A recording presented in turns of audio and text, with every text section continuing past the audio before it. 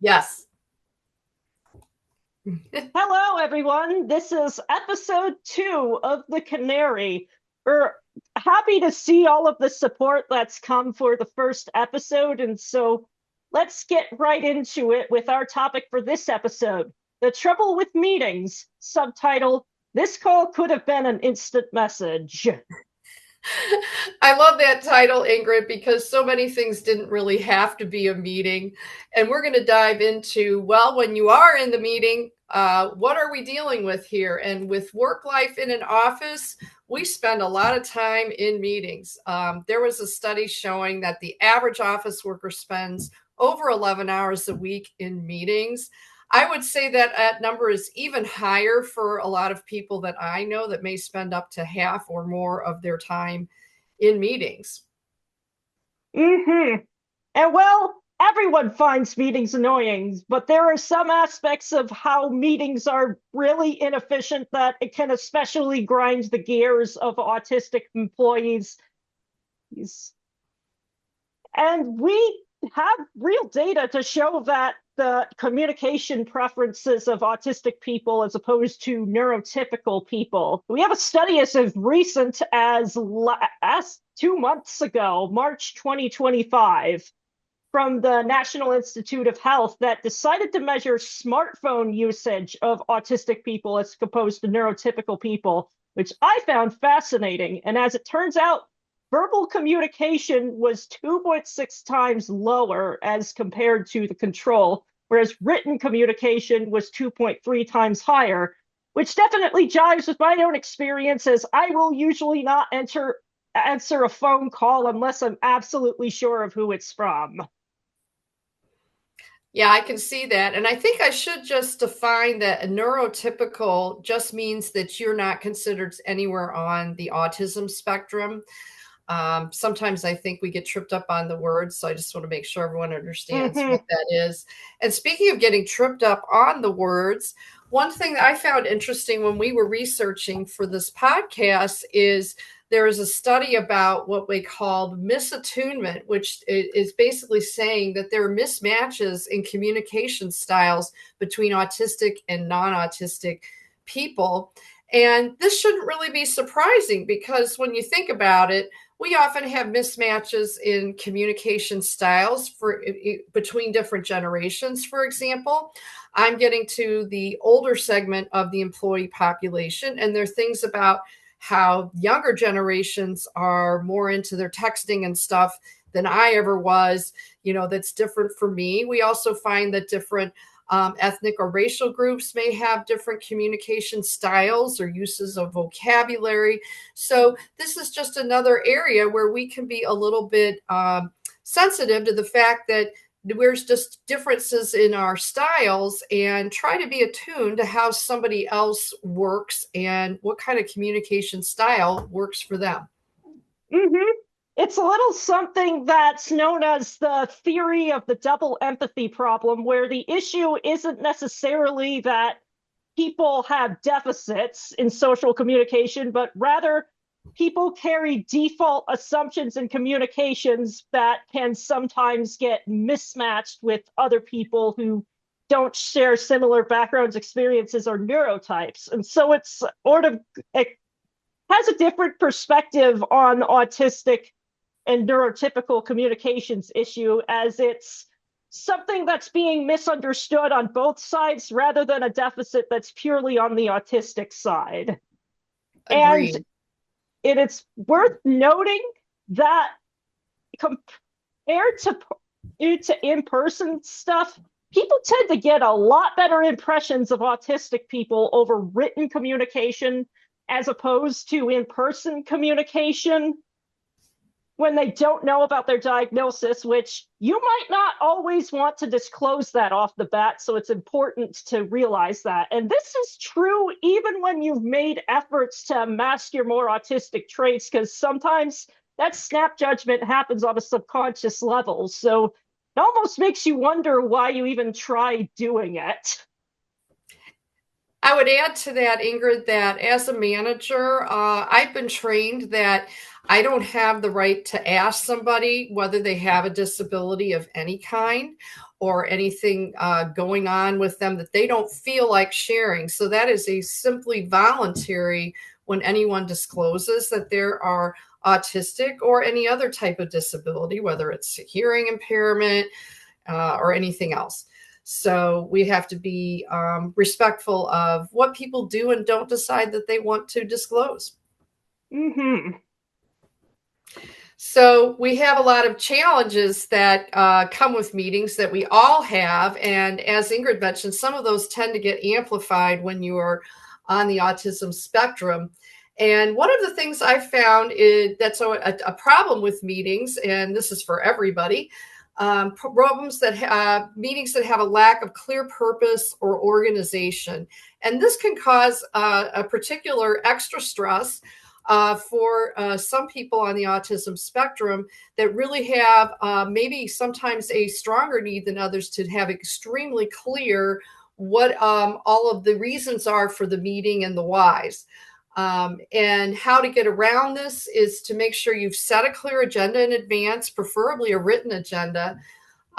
Sending any background information or documents related to the meeting topic far enough in advance that everyone has a chance to digest them. Allowing time for the employee to ask questions about the meeting purpose if something about it is not clear. And again, different people may interpret the agenda differently. Allow time and try to avoid those last minute meetings whenever possible. I hate those so much, especially when I've already had a lot of meetings for the day and I just, it's suddenly like getting a surprise bill when your budget is already tight. It's like, how am I going to manage this in the schedule too? And that's a nice segue into the next challenge is when the meetings run too long or the meetings go back to back. It is very easy to think that, oh, it's just another meeting. It's maybe a little annoying, but not too big a deal. But when social interactions, and especially like face to face interactions, even just virtually, deplete your social battery faster than neurotypical folks do, you want to be able to be careful to budget that and prepare for that appropriately. And so when stuff goes long, or you have more meetings on the calendar than expected, well, you're at a deficit and you're going to end up paying for that deficit later. This is especially true if you have to be on camera for the meeting, because then you're dedicating that energy to just putting on the performance of paying attention, which takes away from the brain power you need to use to actually absorb the information that's happening during the meeting. So, first of all, the way to avoid this is to even ask the question of, do we need this to be a meeting in the first place? What will making this verbal and face-to-face add to this that couldn't just be done over text? Like, hey, do we need to set up a document together, and are we sharing like a presentation or information that needs to be visually conveyed? Because most of the time, you really don't need to have it be a specific face-to-face meeting. Another thing is to make sure people actually show up on time, because there can be a lot of stress around just stuff not happening on time, because the first assumption is usually, did I forget? Did I come in at the wrong time? And it can be very easy to catastrophize in that blank space. And that's additionally why you should clarify what the purpose of a meeting is, because people are more attuned to negative emotions, and usually that's gonna get filled in with like the worst case scenario if it's not properly addressed. Another thing is to make sure people stay on track, because again, you've prepared to do something specific at that meeting, and if it ends up getting derailed, it's just, okay, I'm not prepared for this. What do I do? And the natural solution to this is, if something else needs to be addressed, schedule a follow-up meeting for it later, which is, I'm fairly certain, what a lot of people would like to do anyway. but they just kind of quietly tolerate it, whereas people who are running on a much lower social budget really can't. And so this one's more on like the employee side, but putting blocks in the calendar between meetings can be a proactive measure to keep people from stuffing your schedule too full, because it's just like, hey, this person isn't unavailable. This person is unavailable now. Maybe schedule it sometime else. I like that tactic. I've done this myself. Just even when you're getting too many meetings, sometimes you really don't get a good block just to concentrate on something, right? And it's less stressful to do your higher level thinking kind of order activities when you block it off and you're not constantly answering the chats coming in or running back and forth between meetings, because there's a switching cost when we go back and forth between Oh, things yes, as and well. that switching cost is absolutely higher for autistic people. There's a lot more inertia that it comes from doing one task for another, which can be great in certain circumstances, but when you're asked to do that constantly, it's just like car being skidding and leaving a bunch of marks on the road. Yes, and I would add to the keeping the meetings from being too long. One of my personal pet peeves is are we just checking in for a status update? Okay, if we are, we should just be discussing the things that need a decision made or need some real ideas and problem solving. I think you can definitely send an email out in advance that shares everybody's updates and not have to use the meeting just for everyone to feel like they're getting credit for saying what they got done. That can all be in writing. Oh, yes, big time. And more like management stuffs, make sure that you've got some place to mentally prepare yourself for those bigger or longer meetings. That can either take the form of like doing less intensive work, like, hey, I need to copy this data onto these spreadsheets. That's something that you can do with very little effort, or just like take a break, go take a walk, go engage in a special interest to put yourself in the right place, or do a little bit of stimming with the fidget toy. And additionally, you can't always know when meetings are going to happen or if like it's going to get delayed due to people's schedules. So in that case, when you can't know for sure, give an estimate of when it's going to happen and about how much time it's going to take, and then just communicate when that's if that's going to change. Great thoughts there. So another challenge, I think the last big one we're going to cover today is when you have meetings where there are dominating voices and there's a lack of engagement by some people. And again, it may be that some of your autistic employees or even just people that are more on the introverted side of the spectrum, that the more extroverted people like myself might be taking all of the space in the room, so to speak. And we want to make sure, as a manager, I know, and a frequent meeting organizer, I want to make sure I'm getting contributions from everyone, because everyone should have a place at the table and their contributions should be valued. And I think that that is the role of the meeting organizer, to make sure that everyone's getting engaged, that you're going around the room and sometimes asking for everyone's inputs. And also, I think in some cases, to lower the stress level for people that are going to get called on, make sure people know in advance that they're going to get called on and what are they likely to get called on? What are they the expert in? So Ingrid, if you're the expert on subject B, I'm telling you in advance of the meeting, can you please be prepared to have a couple of comments on this? I know one of the mistakes that I've made in a meeting before is putting an employee on the spot. Well, someone like me who's an extrovert, we're just going to be extemporaneous and jump in right away and we're fine. But like for a lot of people, including a lot of people on the spectrum, that can be an extremely stress anxiety thing to suddenly be on the spot. And I actually had somebody in a meeting I was in that actually just jumped out of the virtual meeting because they were so stressed out about being called on. And so I really learned a lesson from that, to Mm-hmm. see who has that type of anxiety in advance and either prepare them for that. They can get prepared by writing a couple of like talking points in advance that would be very helpful. Sometimes if the stress level of engaging in a bigger meeting, is too much. Maybe what you're asking for is their written contributions in advance, and then you as the meeting organizer or someone else on the team can help share their notes so that their contributions are still being made and valued. Mm-hmm. And it's just the social environments of a meeting can really be a minefield, or at least it can feel that way because there's a whole history of like social faux pas that usually get brought up in the mind, whether you want it to or not. I certainly remember one of my earliest social faux pas when I was still getting used to the office environment is I was not aware that a client was on a particular meeting that we were doing.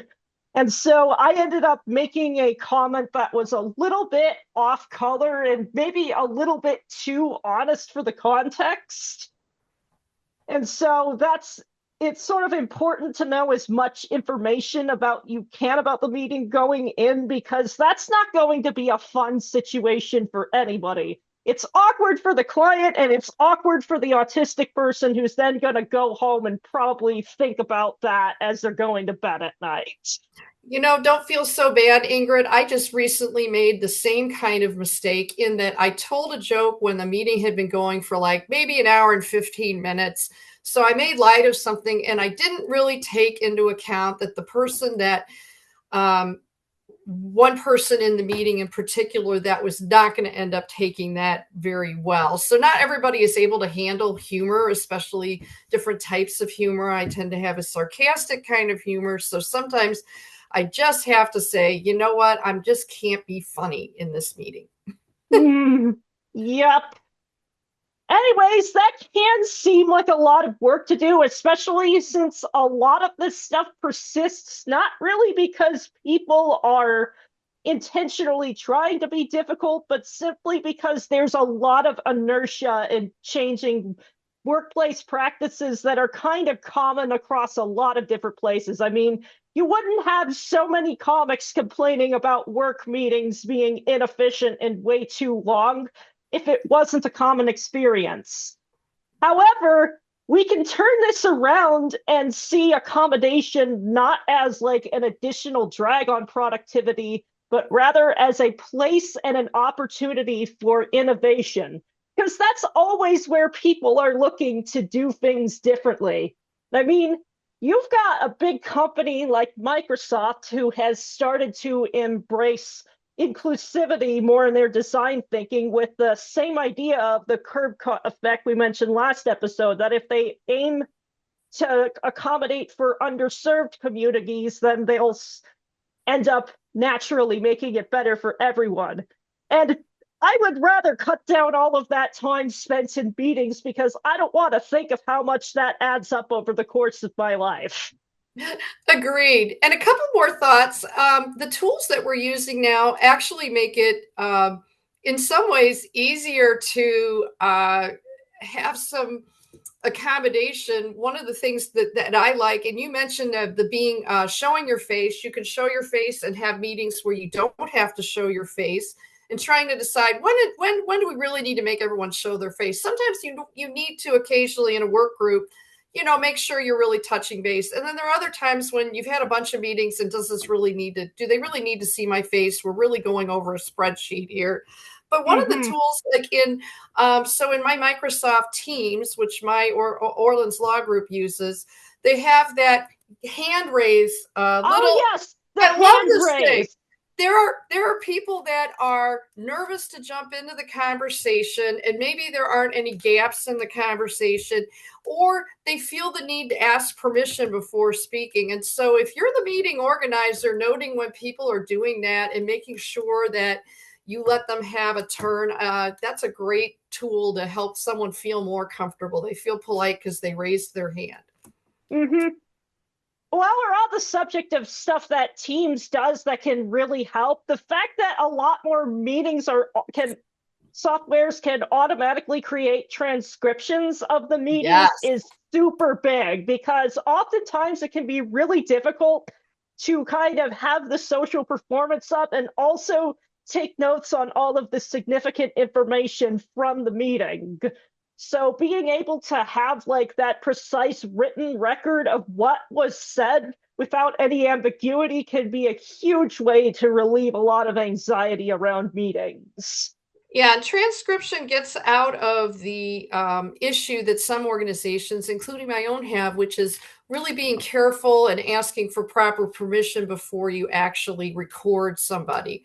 The transcription, which is just the words, tends to be a lot less sensitive in Mm-hmm. terms of being allowed. And I think making the best use of our tools, whether it's the way that we do chats or whether we are using things like the Teams or Zoom, is very helpful to make everybody have good ways to engage. Mm-hmm. Well, I think that was a really fantastic discussion to get some more momentum for this podcast. Think you have any more closing comments? Well, I don't think we're ever going to get out of having lots of office meetings and finding ways to reward ourselves when we do well with them, and finding ways to make sure everybody gets to participate in a way that they're comfortable with is definitely a goal. I would love to hear from people that would like to share their own experiences and knowledge. I know we're all humble about the fact that we all make mistakes in meetings. I made a mistake on Friday on a meeting, and we all need to hold each other up and share best practices, and make sure that we're making the office space a comfortable place for all, where we can recognize and take value in everybody's contributions. Mm-hmm. Couldn't have said it better myself. Anyway, this is Ingrid on the Canary signing off. And Pam too. Bye now. Bye.